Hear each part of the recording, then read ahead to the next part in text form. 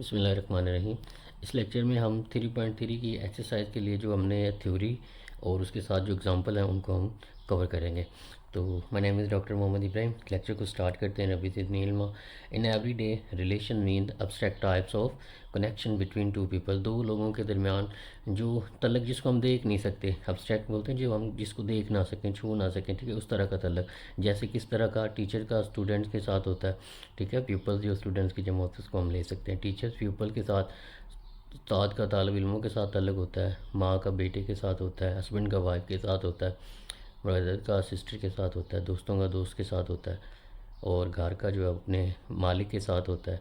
इस तरह मैथमेटिक्स के अंदर सम ऑपरेशन हम डिटरमाइन करते हैं रिलेशन बिटवीन द नंबर। इसी तरह हम मैथमेटिक्स के अंदर भी नंबरों के दरमियान रिलेशन बनाते हैं। जिस तरह ये हमारे पास रिलेशन है, इसी तरह हम नंबरों के दरमियान रिलेशन बनाते हैं। जैसे कि हमारे पास ये है 5,4। ये यहाँ पे ये बताया हुआ है, ये जिस तरफ मुंह ओपन होता है वो नंबर बड़ा होता है, तो हम इसके दरमियान ये तलक बता सकते हैं कि 5 जो है वो 4 से बड़ा है। इसी तरह ये जो 5 है ये 25 का स्केयर है, ठीक है। 5 जो है और 5 और 5 के 25 और 5 के दरमियान क्या रिलेशन है कि ये इसका स्केयर है। 5 का स्केयर करेंगे तो 25 बन जाएगा।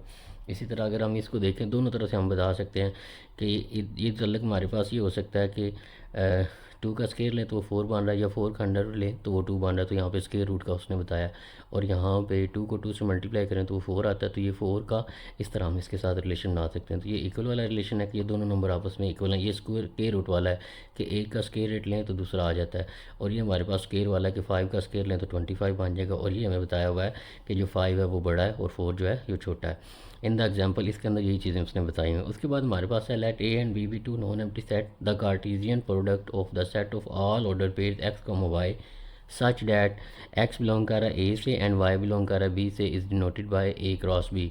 तो ये हमारे पास कार्टेशियन प्रोडक्ट की डेफिनेशन है, वो हम कैसे लेते हैं कि ए क्रॉस बी हम किस तरह लेंगे कि पहला एलिमेंट एक्स से लेंगे, एक्स एलिमेंट जो है पहले सेट से लेंगे, और जो वाई है वो बी सेट दूसरे सेट से लेंगे, ठीक है। और इसको डिनोट कैसे करते हैं ए क्रॉस बी से, और इसको हासिल कैसे करेंगे वो हम आप एग्जाम्पल में देखते हैं।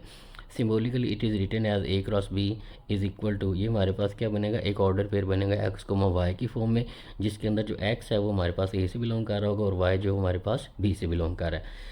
एनी सबसेट, कोई भी सबसेट, आइए हमारे पास जो सेट बनेंगे ये पेयर बनेंगे, पहले ए का एक, पहले एक एलिमेंट का बी के साथ, फिर एक एलिमेंट का दूसरे बी एलिमेंट के साथ, फिर एक एलिमेंट का तीसरे बी के एलिमेंट के साथ। इसी तरह जो हमारे पास पेयर बनेंगे वो सारे हमारे पास सब सेट बनेंगे। तो उस सब सेट में से ये जो हमारे पास कार्टेशियन प्रोडक्ट आता है उसमें से कोई हम सब सेट ले लें, ठीक है। Any subset of A cross B, कोई भी इसमें से जो सब सेट बने उसमें से कोई भी सब सेट आप ले लें, इस कॉल्ड बाइनरी रिलेशन। उसको हम क्या कहते हैं, बाइनरी रिलेशन कहते हैं, और सिंपली रिलेशन कहते हैं, ठीक है। बाइनरी रिलेशन कह लें तब भी ठीक है। जो इसका सब सेट है ए क्रॉस बी का कोई भी सब सेट होता है उसको बाइनरी रिलेशन कह सकते हैं या सिंपल रिलेशन कह सकते हैं। From A to B ordinarily relation will be denoted by R, तो हम उसको किस तरह लिखते हैं, आर से उसको डिनोट करते हैं। A set of first element of order pair forming the relation is called domain. तो उस सेट के अंदर जो पहला एलिमेंट होगा उसे डोमेन कहते हैं, जो दूसरा एलिमेंट होगा उसे हम उसको D O M dom of R से डिनोट करते हैं, ठीक है। जो डोमेन हो हमारे पास सेट का एलिमेंट का पहला एलिमेंट होगा उसे डोमेन ऑफ आर कहेंगे, ठीक है। और इसी तरह the set of second element of the order pair forming the relation is called range. जो सेट के अंदर दूसरा एलिमेंट होगा, जैसे ये सब सेट था, हमने एक पेयर उठाया, उसका जो पहला एलिमेंट था वो डोमेन होगी उस रिलेशन की, और जो दूसरा एलिमेंट होगा वो उस रिलेशन की क्या होगी, रेंज होगी। If a non empty set any subset A cross A is relation in A, तो हम ए का ए के साथ भी रिलेशन हम फाइंड कर सकते हैं, ठीक है। उसके बाद जी हमारे पास एग्जाम्पल सैमल है C1 C2 and C3 three children and M1 M2 are B2 man. ये हमारे पास बच्चे हैं, और M1 और M2 कोई दो आदमी हैं। Such that father of both C1 and C2 is M1। जो C1 और C2 बच्चा है इसका जो फादर है उनको M1 से डिनोट किया गया, और जो C3 बच्चा है उसके फादर को हमने M2 से डिनोट किया। फाइंड द रिलेशन, हमने चिल्ड्रन और फादर का आपस में रिलेशन बताना है, ठीक है।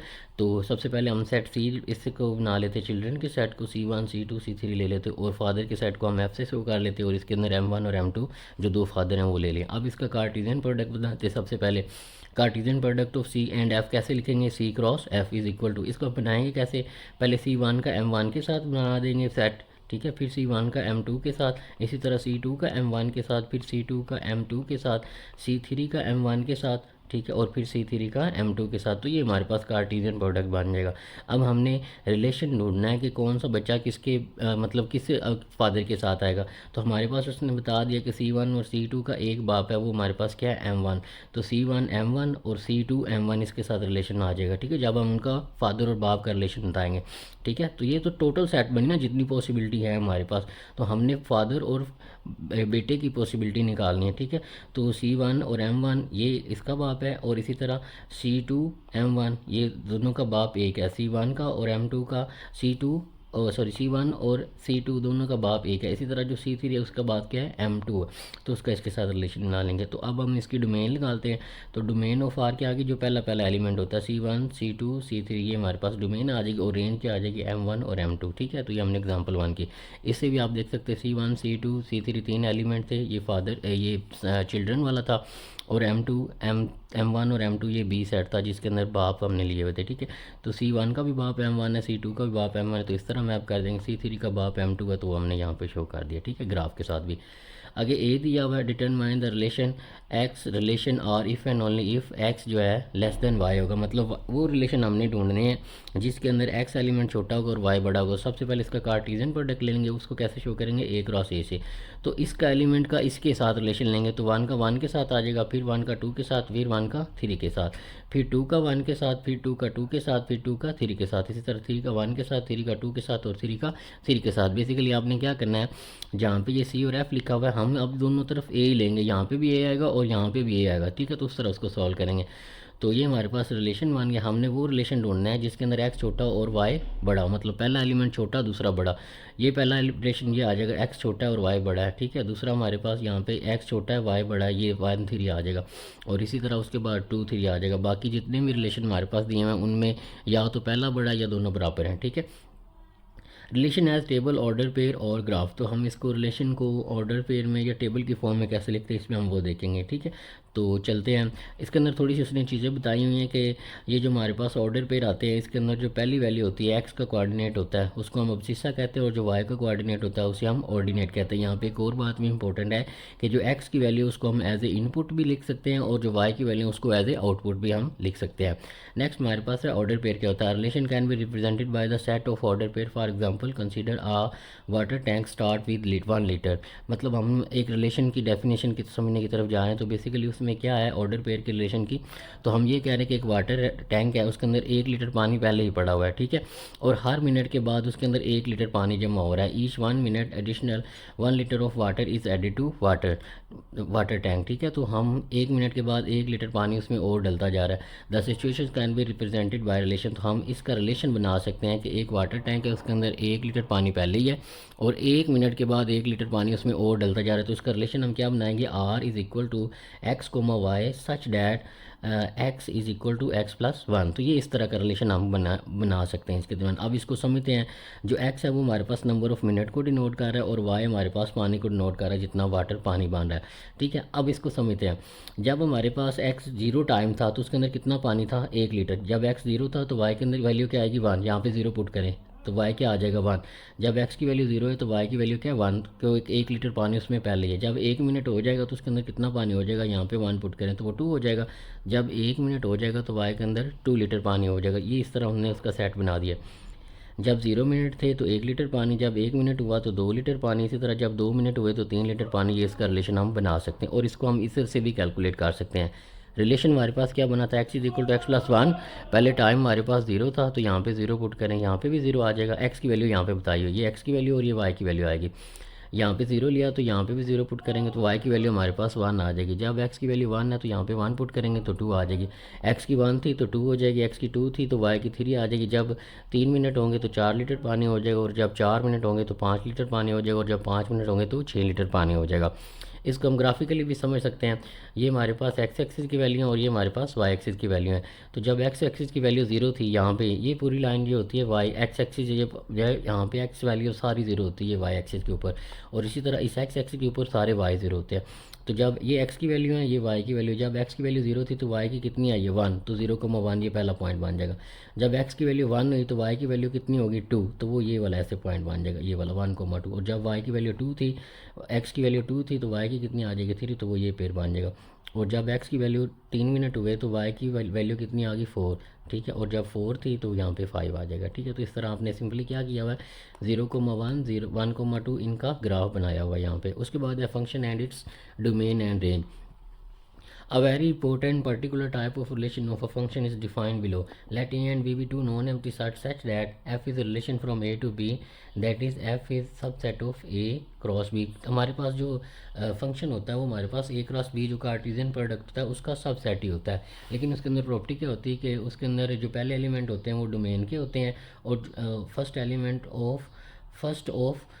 First of no two pair of are equal, two pairs of equal are equal, then f is said to be function from a to b। इसके कहने का मतलब ये है कि जो पहला एलिमेंट होगा हर पेयर के अंदर, कोई भी ऐसा पेयर नहीं होगा जिसके अंदर दो एलिमेंट पहले सेम होंगे। इसके कहने का मतलब ये है first element of no two pair of f are equal, के डोमेन के अंदर जो पहला एलिमेंट आ रहा है उसके अंदर कोई भी दो पेयर सेम नहीं हो सकते। कहने का मतलब ये है जैसे यहाँ पे 0 है 1 है 2 है, ठीक है, उसके बाद 3 है 4 है 5 है, तो डोमेन वाले एलिमेंट कौन कौन से होते हैं जो पहला होता है 0 1 2 3 4 5। तो कोई भी ऐसे इसके अंदर दो सबसेट नहीं होंगे जिनके पहला एलिमेंट सेम होगा, तो उसको हम फंक्शन कहेंगे, ठीक है। ये आपने याद रखना। अगर कोई दो ऐसा सबसेट आ जाता है हमारे पास, ऐसा रिलेशन आ जाता है जिसके अंदर ऐसे दो सेट मिल जाते हैं जिनके पहले एलिमेंट सेम है, तो हमारे पास फंक्शन नहीं होगा। एक बात याद रखनी कि फंक्शन हमारे पास कार्टेशियन प्रोडक्ट का सबसेट होता है, और प्रॉपर्टी क्या होनी चाहिए कि उसके जो आपने रिलेशन लिया है उसके अंदर कोई भी दो ऐसे एलिमेंट नहीं होने चाहिए जो सेम हो। उसके बाद हम फंक्शन को लिखते कैसे, ऐसे लिखते हैं फंक्शन सच डैट ए से बी हमारे पास एक फंक्शन है, उसको कैसे रीड करते हैं which is read as function from set A to B, the set of all first element of each order pair represent domain and all second element represent range of the function. तो जो set के पहले element आएंगे वो हमारे पास domain होते हैं, और जो दूसरे एलिमेंट होते हैं वो हमारे पास क्या होते हैं, रेंज होते हैं। Here domain of f is A and range of f is B. तो यहाँ पे जैसे पहला सेट है वो रेंज डोमेन है और दूसरा सेट जो है वो हमारे पास बी है। उसके बाद हमारे पास आ रहा है फंक्शन को हम ऐसे भी लिख सकते हैं Y is equal to F of X is called F for X और image of X under F. इसको ऐसे भी पढ़ सकते हैं Y is equal to F of X, या हम इसको कैसे पढ़ सकते हैं is called value of F for X, और या इसको कैसे पढ़ सकते हैं image of X under F के, एक्स का इमेज ले रहे हैं अंडर एफ के, इसको भी ऐसे भी हम पढ़ सकते हैं। उसके बाद हमारे पास है if A is equal to 0 1 2 3 4 दिया हुआ और बी ये हमारे पास दिया है डिफाइन अ फंक्शन। हमने फंक्शन बनाना है एक ए से बी सच डैट, उसके अंदर ये प्रॉपर्टीज़ होनी चाहिए, ठीक है, कि इस कंडीशन को वो फॉलो करता है F of X such that X को Y such that Y is equal to 2x + 1। X किससे बिलोंग कर रहा है ए से, और वाई किससे belong value find the value of function it main code main and range. सबसे पहले हम कोड मेन और रेंज को समझ लेते हैं। तो कोड मेन में कौन से एलिमेंट होते हैं, जो पूरे सेट बी के अंदर एलिमेंट आ रहे होते हैं वो कोड मेन में एलिमेंट होते हैं, लेकिन जिन की मैपिंग ए के साथ बन रहेगी वो हमारे पास रेंज में आएंगे। तो रेंज में वो वाले एलिमेंट आएंगे जिनका ए के साथ रिलेशन होगा। कुछ ऐसे भी एलिमेंट आ जाएंगे जो खाली बात जाएंगे, जैसे कि ये हमारे पास बी सेट के अंदर फॉर एग्जाम्पल ये दिया हुआ ये ए है ये बी है, तो जिसके साथ ए का मैप है वो रेंज में है, लेकिन जिसका ए के साथ मैप नहीं है ये पूरा सेट जो है ये पूरा जो है कोडोमेन है, ठीक है। ये कोडोमेन तो है, लेकिन कोडोमेन के अंदर रेंज कौन कौन से एलिमेंट हैं 2 4 और 6 ये सिर्फ रेंज है। तो जो पूरा सेट बी होता है वो हमारे पास कोडोमेन होती है, लेकिन बी सेट के एलिमेंट्स में जिनके साथ ए यूज़ हो गया वो हमारे पास रेंज में आते हैं। ये आपने याद रखना है, ठीक है, इनमें फ़र्क आपने रखना है। तो हमारे पास y is equal to 2x + 3 दिया हुआ है, ठीक है। सबसे पहले हमने x ए से लेना है और y जो है वो b से लेना है। तो x की जगह पे हमारे पास पहले क्या है a की जगह पे 0, तो 0 पुट करेंगे तो यहाँ पे क्या आंसर आएगा 3। x की जगह पे 0 पुट करेंगे तो y 3 हो जाएगा, x की जगह पे 1 पुट करेंगे तो y क्या आ जाएगा 5, और जब x की जगह पे आप 2 पुट करेंगे y 7 आ जाएगा, और इसी तरह 3 पुट करेंगे तो y की 9, और जब x की जगह पे 4 पुट करेंगे y की 11 आ जाएगा, ठीक है। तो जो पहले एलिमेंट है वो डोमेन है 0 1 2 3 और 4 ये डोमेन आ गई, और रेंज में हमारे पास क्या आएंगे 3 5 7 9 11 ये हमारे पास कोड मेन में आ जाएंगे। अब यहाँ पे देखते हैं कोड मेन और बी दोनों सेम है, मतलब जो कोड मेन है और जो सेट बी है वो दोनों सेम है, तो इसको हमने रेंज ऑफ एफ जो हमारे पास ये बन जाएगा, ठीक है। तो ये एक ऐसा सेट था जिसके अंदर कोड मेन और रेंज जो है दोनों सेम है, ये भी आपने याद रखना है।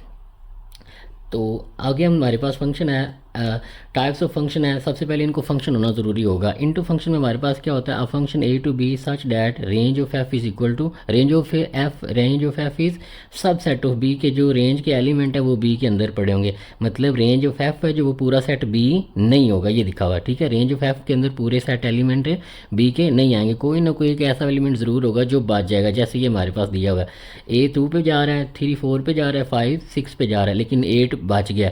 तो ऐसा सेट जिसके अंदर कम से कम ये जो हमारे पास बी सेट है इसका एक एलिमेंट बच जाए, उस फंक्शन को हम क्या कहते हैं, इनटू फंक्शन कहते हैं, ठीक है। ये आपने याद रखना है कि रेंज ऑफ एफ कभी भी बी के इक्वल नहीं होगी, ठीक है। तो इसकी रेंज में कौन कौन से एलिमेंट आ रहे हैं, 2 4 6 आ रहे हैं, लेकिन अगर आप इसकी कोड मेन के अंदर बात करें तो ये पूरे एलिमेंट है, ये याद रखना है आपने, ठीक है। तो जो रेंज है एफ की वो कभी भी बी सेट के इक्वल नहीं होगी, मतलब कोई ना कोई एक एलिमेंट ज़रूर छूट जाएगा, उसे हम इनटू फंक्शन कहेंगे। उसके बाद हमारे पास वन वन फंक्शन और इंजेक्टिव फंक्शन में क्या होता है, इसमें हमारे पास फंक्शन है। वन वन फंक्शन क्या होगा कि ए का हमारे पास हर एलिमेंट के साथ उसका रिलेशन होना चाहिए। A function from A to B such that second element of no no two of its order pair are same. इसके कहने का मतलब ये है कि ये जो इसके पहले पहले एलिमेंट है, कोई भी दो ऐसे एलिमेंट नहीं होने चाहिए जिनका सेम इमेज जाके मिल जाए। जैसे 1 का इमेज हमें ए मिल रहा होता और 2 का भी ए मिल जाता, तो ऐसा नहीं होना चाहिए। तो हर एलिमेंट इसका हर एलिमेंट का अलग अलग इमेज मिलना चाहिए। जो एलिमेंट है ए के बी के अंदर हर एक का अलग अलग एलिमेंट मिलना चाहिए। और अगर 1 का ए मिल रहा है और 2 का भी ए मिल जाता तो फिर ये हमारे पास वन वन फंक्शन नहीं होना था, इसको आपने याद रखना है। उसके बाद हमारे पास ऑन टू फंक्शन है जिसे सब्जेक्टिव फंक्शन भी कहते हैं। ये जो वन वन फंक्शन है इसे इंजेक्टिव फंक्शन भी कहते हैं, ठीक है। ऑन टू फंक्शन और सब्जेक्टिव फंक्शन क्या होते हैं, इसके में हमारे पास ये होता है कि let f a function a to b such that range of f is equal to b, every element of b is image of some element of a, then f is called onto function और subjective function. Basically क्या होना चाहिए कि a के हर B के हर image के लिए pre image मिलना चाहिए। प्री इमेज बोलते हैं जो इन डोमेन में नंबर पड़े होते हैं। तो इसके हर एलिमेंट के लिए जो बी के अंदर जितने भी एलिमेंट पड़े हैं उसके हर एलिमेंट के लिए एक पीछे एक इमेज प्री इमेज हमें मिलना चाहिए कि इसके हर एलिमेंट का पीछे लिंक होना चाहिए। अगर इधर कोई ऐसा एलिमेंट मिल जाता है जिसका पीछे लिंक नहीं है तो फिर वो ऑन टू फंक्शन या सब्जेक्टिव फंक्शन नहीं होगा, ठीक है। उसके बाद हमारे पास है one one and onto function, या जिसे हम बाइजेक्टिव फंक्शन भी कहते हैं। बाइजेक्टिव फंक्शन ऐसा होता है जिसके अंदर वन वन क्रॉसपोंडिंग होती है और फंक्शन ऑन टू भी हो, दोनों फंक्शन होने चाहिए, ठीक है। वन वन भी हो और ऑन टू भी हो। तो ये हमारे पास एक वन वन और ऑन टू की एग्जांपल दी है। अब ऑन टू फंक्शन में क्या होता था हमारे पास कि हमारे पास इधर कोई दो ऐसे एलिमेंट नहीं आने चाहिए जिनका यूनिक इमेज इधर मिल रहा हो कि दोनों सेम इधर एक पे जा रहे हो, तो ऐसा नहीं होना चाहिए। तो क्या ऐसे दो हैं जो एक ही पे जा रहे हैं, नहीं, हर एक लहदा इमेज पे मैप कर रहे हैं। और क्या इधर बी के अंदर कोई एलिमेंट खाली पड़ा हुआ है, नहीं, तो इसका मतलब ये हमारे पास ऑन टू भी है और वन वन भी है। तो ऐसा फंक्शन जो ऑन टू भी हो और वन वन भी हो वो हमारे पास क्या होता है, बाइजेक्टिव फंक्शन होता है, ठीक है।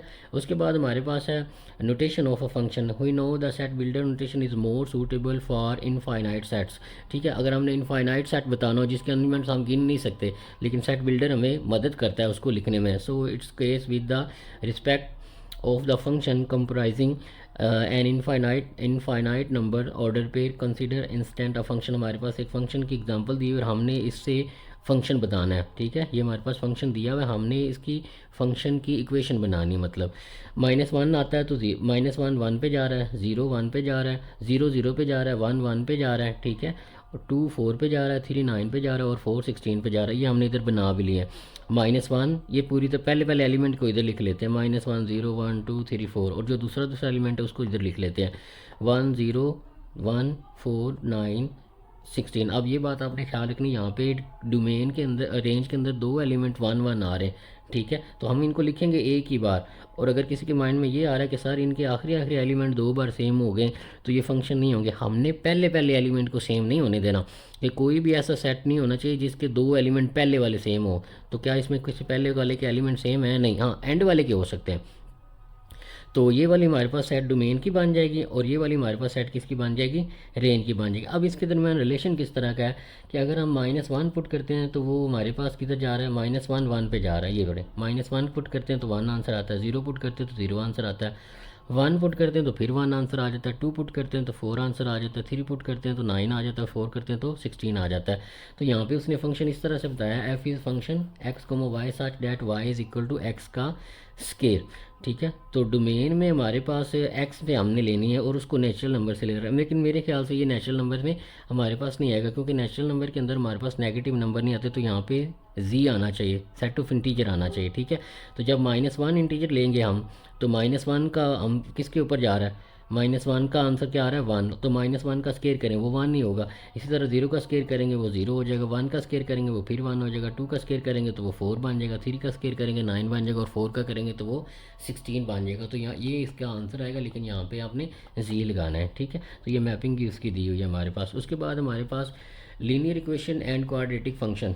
लीनियर एंड क्वाड्रेटिक फंक्शन हमारे पास क्या होते हैं, a function x comma y such that y is equal to mx plus c is called linear function because its graph is geometrical representation is a straight line। तो ऐसा function जिसके अंदर variable की पावर 1 हो उसे हम linear function कहते हैं। जैसे यहाँ पे x की पावर 1 है, ठीक है, तो ये हमारे पास लीनियर फंक्शन को डिनोट कर रहा है। और जो भी हमारे पास लीनियर इक्वेशन होती है उसका ग्राफ हमारे पास हमेशा स्ट्रेट लाइन बनता है। ये MCQ आ सकता है, इसको आपने याद रखना है।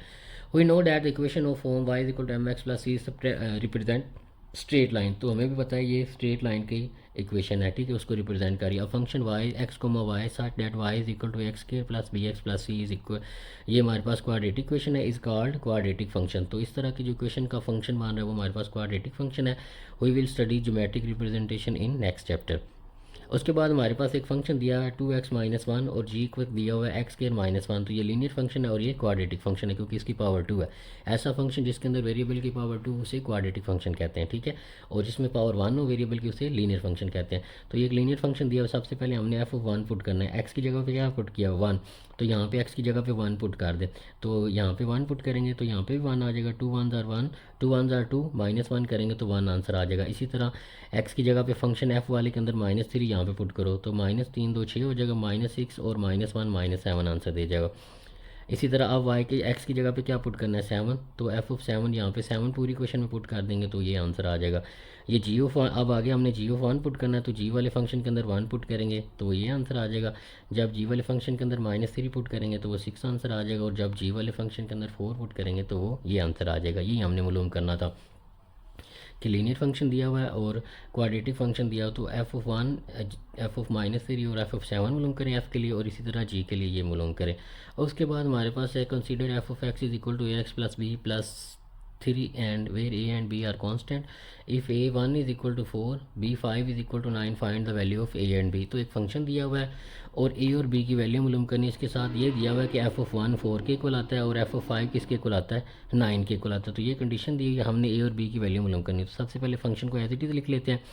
उसके बाद फंक्शन के अंदर अगर हम 1 पुट करते हैं तो उसका आंसर किसके इक्वल आता है 4 के, ये उसने बताया। तो इसके अंदर 1 पुट करें तो f(1) पुट करेंगे तो यहाँ पे 1 आ जाएगा, तो a1 1 हो जाएगा, तो ये आ जाएगा, b आ जाएगा और 3 एज इट इज़ आ जाएगा।